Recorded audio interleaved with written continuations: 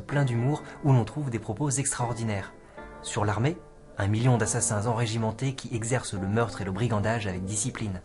Sur l'esclavage, c'est à ce prix que vous mangez du sucre en Europe. Sur la religion, des moines qui enseignent, disputent, cabalent et font brûler les gens qui ne sont pas de leur avis.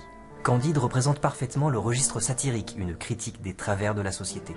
Pour faire passer ses idées de manière plaisante, Voltaire invente un genre nouveau, le conte philosophique, une histoire qui utilise les ressorts du conte pour nous faire réfléchir sur des concepts philosophiques, le bien et le mal par exemple. Cela fonctionne parfaitement, car Candide est un succès énorme, il est réédité pas moins de 20 fois du vivant de son auteur.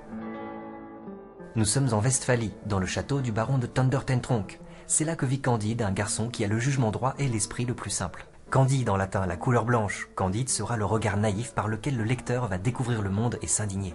Candide n'est qu'un bâtard de la sœur du baron. Le baron, la baronne, leur fils et leur fille Cunégonde sont très fiers de leur noblesse, mais l'ironie de Voltaire nous révèle combien ils sont pauvres. Pangloss est le maître à penser du château. Ridicule et pédant, il enseigne que tout va pour le mieux dans le meilleur des mondes. Voltaire va utiliser Pangloss pour démonter la philosophie optimiste de Leibniz. Selon Leibniz, dans sa Théodicée, la Providence organise le monde le plus parfaitement possible. Tout malheur est un mal nécessaire qui provoque toujours plus de bien par ailleurs. Pour en savoir plus sur ce passage, consultez mon commentaire sur le chapitre 1.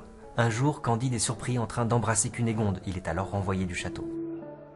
Candide rencontre alors 2 hommes habillés de bleu qui lui payent à boire. Avant même de s'en rendre compte, il est enrôlé dans l'armée bulgare. Voltaire montre une armée qui déshumanise les soldats en leur faisant croire qu'ils vont devenir des héros. Pour en savoir plus, consultez mon commentaire sur le chapitre 2. Les Bulgares combattent les Avars, boucherie héroïque, où Voltaire utilise les ressources du registre épique pour nous montrer les horreurs de la guerre. Pour en savoir plus, vous pouvez consulter mon commentaire sur le chapitre 3. Candide se sauve et rencontre le bon Jacques, un anabaptiste. C'est un courant chrétien protestant où l'on attend l'âge adulte pour être baptisé. Arrive alors un misérable défiguré par la petite vérole, c'est Pangloss. Hélas, les Bulgares ont détruit le château, violé mademoiselle Cunégonde, cassé la tête de monsieur le baron, et découpé madame la baronne en morceaux. Mais tout cela est bien, car les malheurs particuliers font le bien général. Le bon Jacques fait soigner Pangloss et le prend comme comptable. Pour le commerce de Jacques, ils embarquent pour Lisbonne. Lors de la traversée, le bon Jacques est emporté par une vague. Candide veut se jeter après lui dans la mer. Pangloss l'en empêche en lui prouvant que la rade de Lisbonne avait été formée exprès pour que cet anabaptiste s'y noyât. C'est bien là le fatalisme que Voltaire reproche dans la philosophie optimiste. Elle nous laisse dans l'inaction face au mal. À Lisbonne, un séisme effroyable a détruit la ville. Voltaire fait allusion à un tremblement de terre réel qui détruisit Lisbonne en 1755. Dans son poème sur le désastre de Lisbonne, il déplore la mort de dizaines de milliers d'innocents. L'Inquisition décide alors de faire brûler quelques hérétiques. Pangloss est pendu pour avoir parlé, Candide est roué de coups pour l'avoir écouté. Mais cela n'empêche pas la terre de trembler à nouveau. Dans cette scène, Voltaire dénonce l'Inquisition qui distrait le peuple avec des spectacles cruels et superstitieux. Pour en savoir plus, consultez mon commentaire sur le chapitre 6. Candide est soigné par une vieille qui l'emmène ensuite chez une belle dame. Il reconnaît Cunégonde. Quel bonheur, vous n'avez pas été tué par les Bulgares ? Cunégonde lui raconte alors comment elle fut violée et emmenée prisonnière par un capitaine bulgare. Quand il fut lassé de moi, il me vendit à un juif nommé Donissachar qui me logea ici. Mais le grand inquisiteur le menaça d'un autodafé et il réussit à obtenir le droit de me visiter un jour sur 2. Il m'invita même à cet horrible autodafé où je vis avec horreur Pangloss pendu et vous-même fouetté jusqu'au sang. Donissachar et le grand inquisiteur débarquent l'un après l'autre à l'improviste. Candide les transperce tous les deux d'un coup d'épée. Comment avez-vous fait, vous qui êtes né si doux, pour tuer en 2 minutes un juif et un prélat ? Ma belle demoiselle, quand on est amoureux, jaloux et fouetté par l'Inquisition, on ne se connaît plus. Candide, Cunégonde et la vieille femme fuient alors à cheval pour la ville de Cadix. Ils n'ont plus un sou, mais ils avisent une flotte en partance pour le Paraguay, où Candide, connaissant l'exercice bulgare, parvient à se faire enrôler comme capitaine pour mater une révolte de jésuites. Pendant la traversée, la vieille leur raconte son histoire. Fille d'un pape, âgée de 15 ans, je vis ma mère coupée en 4 par des corsaires, et je connus en 3 mois de temps la pauvreté, l'esclavage et le viol. Je fus revendu de sérail en sérail, jusqu'au jour où, assiégés par les Russes, les janissaires résolurent de manger une fesse à chacune de ces dames. Je traversai toute la Russie, servante dans les cabarets, vieillissant dans la misère, avant de me retrouver chez Donissachar. À Buenos Aires, le gouverneur tombe amoureux de Cunégonde, tandis que Candide est poursuivi pour le meurtre du grand inquisiteur. La vieille comprend rapidement la situation. « Cunégonde, vous n'avez rien à craindre, le gouverneur vous aime et vous protège. Mais Candide, fuyez dans l'heure où vous serez brûlé. » Candide avait amené de Cadix Cacambo, un valet plein d'expérience qui avait été sacristain, matelot, soldat, laquais. « Mon maître, courons sans regarder derrière nous. Vous alliez faire la guerre aux Jésuites? Allons la faire pour eux. Los Padres seront charmés d'avoir un capitaine qui fasse l'exercice à la Bulgare. » Chez les Jésuites, quelle surprise, c'est le fils du baron qui est leur commandant. Il raconte alors son aventure à Candide. Chassé par les Bulgares, je fus secouru par un père jésuite qui m'envoya au Paraguay pour combattre les troupes du roi d'Espagne. Je devins et prêtre et commandant. Si ma sœur est retenue, comme vous le dites, à Buenos Aires, nous attaquerons la ville pour la reprendre. C'est tout ce que je souhaite, car j'espérais l'épouser. Vous épousez ma sœur, qui est plus noble que vous, quelle impudence! Le baron jésuite tire son épée, mais Candide est plus rapide et le transperce de part en part. Cacambo garde son sang-froid, il en avait vu d'autres. Pendant que Candide se lamente, il lui met les habits du jésuite mort et le fait monter à cheval. « Galopons, mon maître, on vous prendra pour un jésuite et nous aurons bien vite passé les frontières. » Voltaire emprunte ici au roman picaresque, un genre littéraire d'origine espagnole où l'on relate les aventures extravagantes de héros sans argent. Dans une prairie, Candide et Cacambo aperçoivent deux femmes nues poursuivies par des singes. Candide veut les sauver, mais contre toute attente, elles fondent en larmes et embrassent les singes morts. Candide et Cacambo fuient dans les bois et s'endorment sur un lit de mousse. Mais ils se réveillent entourés d'indigènes oreillons qui s'apprêtent à les manger. « C'est un jésuite, vengeons-nous et faisons bonne chère, mangeons du jésuite. » « Messieurs, vous comptez manger un jésuite? Vous avez raison de traiter ainsi vos ennemis, mais vous ne voudriez pas manger vos amis. Mon maître a tué un jésuite et ne porte ses habits que pour mieux fuir. » Deux députés oreillons viennent confirmer ce discours. Il leur offre alors des rafraîchissements et les conduisent à la frontière. Candide et Cacambo prennent un canot et se laissent porter par la rivière. Mais les rochers deviennent de plus en plus hauts et les courants de plus en plus rapides. Ils finissent par s'échouer dans un pays inconnu. Le sol est couvert d'or et de pierres précieuses. Les maisons sont des palais. Les habitants sont aimables et se promènent tirés par des moutons à laine rouge. Ils apprennent que c'est le pays d'Eldorado. Accueillis par le roi, Candide et Cacambo découvrent de magnifiques édifices publics et même un palais des sciences regorgeant d'instruments mathématiques et physiques. Si nous partons avec quelques moutons chargés de cailloux, nous pourrons aisément retrouver Cunégonde et acheter un royaume. Cacambo tombe d'accord et nos deux héros font alors leurs adieux au roi d'Eldorado. Je ne conçois pas le goût de vos nations d'Europe pour notre bout jaune, mais emportez-en tant que vous voudrez et grand bien vous fasse. Sur la route de Suriname, ils perdent presque tous leurs moutons et rencontrent un esclave presque nu et atrocement mutilé. « Mon Dieu, que fais-tu là, mon ami, dans l'état horrible où je te vois ?»« J'attends mon maître, monsieur Vanderdendure. »« Est-ce lui qui t'a traité ainsi ?»« Oui, monsieur, c'est l'usage. On nous donne un caleçon de toile 2 fois par an. Quand la meule nous attrape le doigt, on nous coupe la main. Quand nous voulons nous enfuir, on nous coupe la jambe. Je me suis retrouvé dans les 2 cas. Oh, Pangloss, tu n'avais pas deviné cette abomination?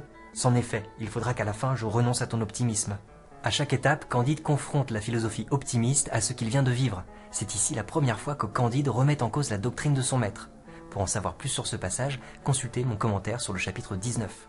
À Suriname, Candide demande à Cacambo de récupérer mademoiselle Cunégonde pour lui. « Tu es plus habile que moi, et tu n'es pas soupçonné d'avoir tué l'inquisiteur. Donne au gouverneur la somme qu'il voudra pour céder Cunégonde. Quant à moi, je t'attendrai à Venise. » Un certain monsieur Vanderdendure remarque la richesse de Candide. Il lui propose de la mener à Venise, mais en fait il embarque ses moutons et le laisse à terre. Candide, devenu pauvre, est obligé de prendre une cabine pour Bordeaux avec un pauvre savant nommé Martin. Pendant la traversée, Candide demande à Martin ses conceptions philosophiques. « Je pense que Dieu a abandonné ce globe à quelque être malfaisant. Je n'ai guère vu de ville qui ne désirât la ruine de la ville voisine. J'ai rencontré tant de crimes et de fléaux que je suis devenu manichéen. » Ils sont interrompus par un bruit de canon et voient 2 vaisseaux qui combattent au large. L'un des vaisseaux est coulé. Candide reconnaît celui de Vanderdendure. Il parvient même à récupérer un mouton. Vous voyez que le crime est puni quelquefois. Ce coquin de patron hollandais a eu le sort qu'il méritait. Oui, mais fallait-il que les passagers qui étaient sur son vaisseau périssent aussi? Dieu a puni ce fripon. Le diable a noyé les autres. Une fois à Bordeaux, Candide décide de faire un détour pour voir Paris, car tout le monde parle de la capitale. À Paris, il rencontre un petit abbé périgourdin qui les emmène au théâtre, puis chez la marquise de Parolignac.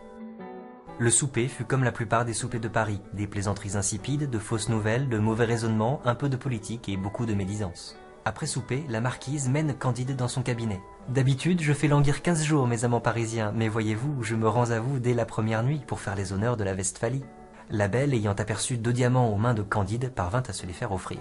Suite à un attentat, dans Paris, tous les étrangers sont suspects. Candide et Martin risquent d'être emprisonnés. Ils sont donc obligés de fuir pour l'Angleterre. Vous connaissez l'Angleterre?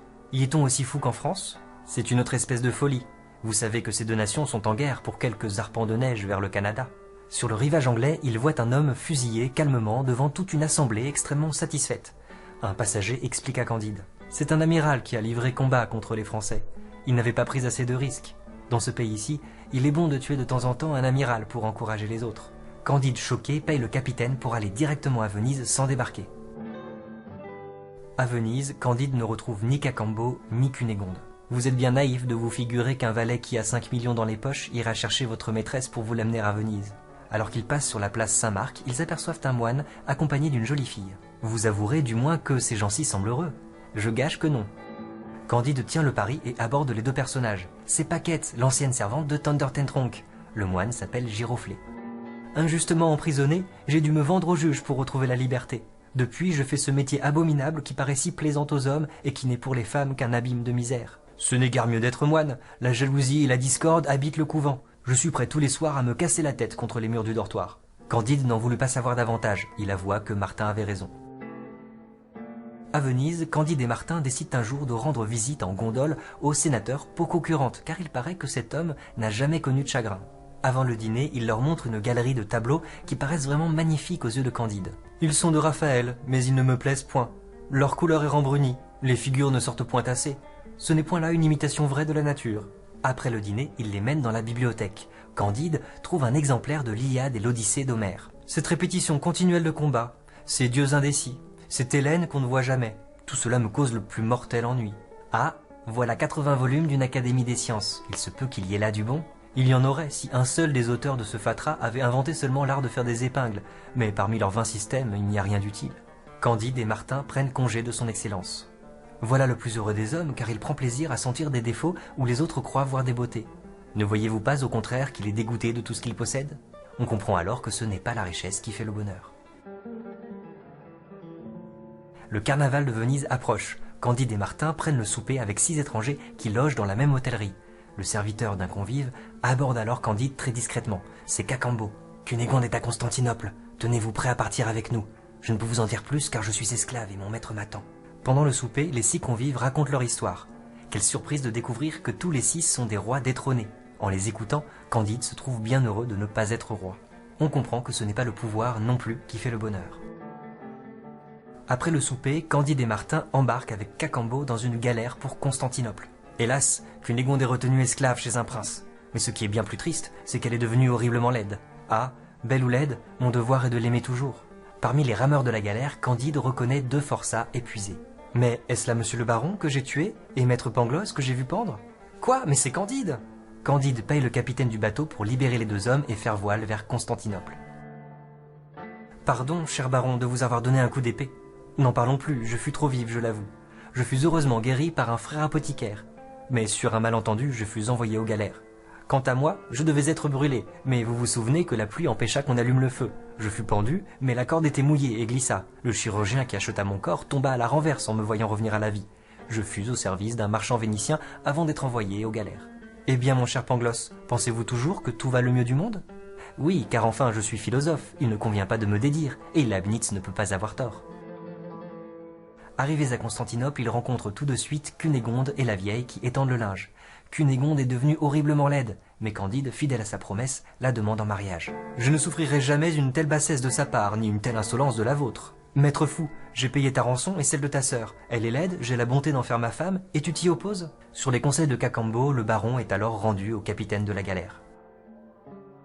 Avec le reste de son argent, Candide achète une métairie et s'y installe avec sa petite société. Mais Cunégonde devient acariâtre. La vieille se plaint de ses infirmités. Cacambo est excédé de travail. Pangloss est au désespoir de ne briller dans quelque université allemande. Et Martin prend son malheur en patience comme d'habitude. Ils sont rejoints par Paquette et le frère Giroflée, qui sont devenus tout à fait misérables. Un jour, Candide, Martin et Pangloss croisent un bon vieillard qui les invite chez lui et leur présente des rafraîchissements particulièrement raffinés. Vous devez avoir une vaste et magnifique terre. Je n'ai que 20 arpents, je les cultive avec mes enfants. Le travail éloigne de nous 3 grands mots, l'ennui, le vice et le besoin. En retournant chez lui, Candide médite ses paroles et enjoint toute sa petite société à travailler. Chacun donne le meilleur de soi. Cunégonde devient pâtissière, la vieille s'occupe du linge, Paquette brode, Giroflée devient menuisier. Seuls Pangloss et Martin ne changent pas vraiment. Lorsque Pangloss essaye de remonter la chaîne des causes et des conséquences, Candide lui répond « Cela est bien dit, mais il faut cultiver notre jardin. » Pour bien comprendre la fin du conte philosophique, consultez mon commentaire sur le chapitre 30. Maintenant, j'ai quelques chaînes YouTube particulièrement intéressantes à vous conseiller sur Voltaire. La boîte à lettres, Ludivine vous montre que la personnalité de Voltaire est plus ambiguë qu'on ne l'imagine. Henri Guillemin, c'est un historien qui raconte aussi particulièrement bien la vie de Voltaire, avec sa part d'ombre. L'homme littéraire vous explique le traité sur la tolérance, un autre ouvrage de Voltaire totalement d'actualité et qui rejoint Candide de plein de